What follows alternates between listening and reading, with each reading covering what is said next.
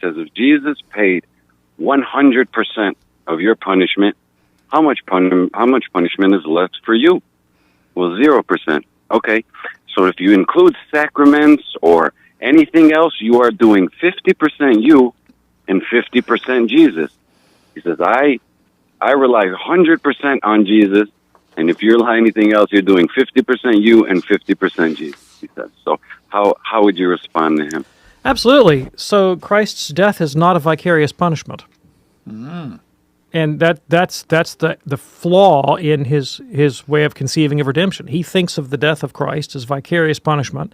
He thinks that the problem Jesus came to solve uniquely is the problem of the debt of punishment that we owe, that God somehow has a need, a compulsion to expiate his wrath upon a subject, and that's the only thing that God is worried about, and that, one victim is as good as another, and as long, if God pours out his wrath upon Jesus, then there's literally no wrath left, and therefore there's nothing for you to do except, dance and sing hallelujah or something, And that is an entirely faulty model of understanding the death of Christ or the nature of salvation. So the Catholic way of conceiving they're totally different, radically different.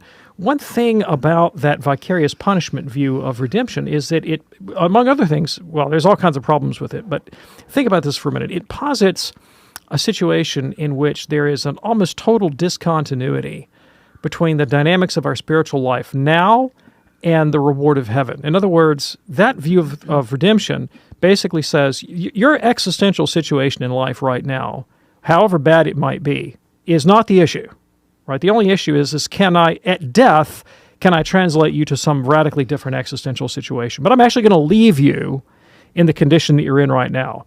Most people find their present circumstances subpar, unacceptable, filled with suffering. And in particular, St. Paul writes about this in Romans 7. He says that, we live with a divided mind. With our mind we love the law of God and want to do what it says, but in our flesh we find ourselves doing the contrary. How many of you have ever felt like, I want to do one thing, but I do another? I'd like to lose 10 pounds, but, I keep finding myself drawn to that chocolate cake in the refrigerator, right? And that sense of being at odds with oneself, that lack of peace, is a real barrier. It's a real obstacle to flourishing in human life. So human behavior is marred with self-deceptive and self-destructive tendencies. It doesn't take much imagination to see that all around you, and the suffering that it entails. And the Catholic view of redemption is not simply that, God leaves us in this bizarre, meaningless torture chamber until death, just in virtue of Christ's vicarious punishment on our behalf, but that he actually comes to heal the problems, to reform the existential dilemma that we're in right now, to infuse us with supernatural knowledge and wisdom and self-control, a life according to right reason, permeated by the gift of love and the virtues, so that we begin to flourish even here and now. And that's part of what Jesus comes to do. He doesn't just come to make it okay when you die. He comes to start the work of healing in your life right now. Furthermore, when you talk about reconciliation with God, imagine this scenario. Imagine like you and your wife are totally at odds and utterly angry at one another, and you just absolutely can't get along. It's World War III in your house, and you kind of hate one another. And your wife looks at you one day and says, "Man, I just wish I could grab a billy club and just take it out on your head." And you go, "I have an idea. Here's an innocent puppy. Why don't you just beat the stew out of the innocent puppy? Get all your aggression out on the dog. Then we'll be good, even though I still hate your guts." And she's like, "Okay, great." She beats the snot out of the puppy, but you still hate her guts. Would you consider that to be reconciliation? It's absurd. The picture is absurd. That's what this view of redemption says about the human race. That we can stay at enmity with God in our will, because that's what sin is. Sin is a hatred of God and divine things and the life of justice and virtue. And that without in any way reforming the interior life of man, that you can speak of reconciliation with God when one of the parties manifestly hates the good. It doesn't make sense. It makes absolutely no sense, right? And what the Catholic faith says is that the way that Christ redeems us is precisely to begin to heal the interior life. to help us to love truth and the virtues and goodness.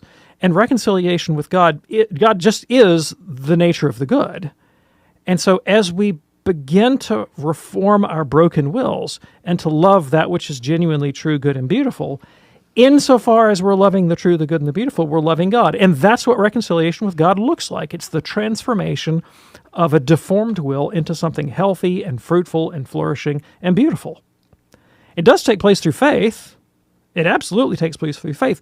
But the redemption itself is the healing of the broken will.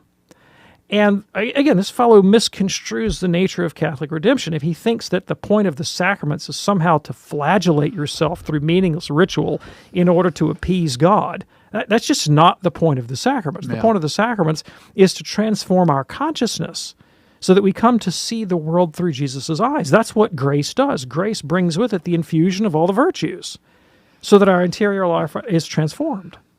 All right. Finally, his idea of redemption is that, Jesus did everything on the cross. There's nothing for you to do. Every Protestant I've known has recognized that there are at least two steps to redemption. There's what Christ accomplished, and then there's our subjective appropriation, redemption accomplished and applied. All right, to quote the Reformed theologian John Murray. And for a Catholic, we do think that Jesus' death is sufficient to do what he came to do, but it still has to be applied subjectively to the individual. Sure. And that's through acts of faith, hope, and charity on our part. And the point of the sacraments is to infuse those virtues within us, not simply to placate God through meaningless ritual.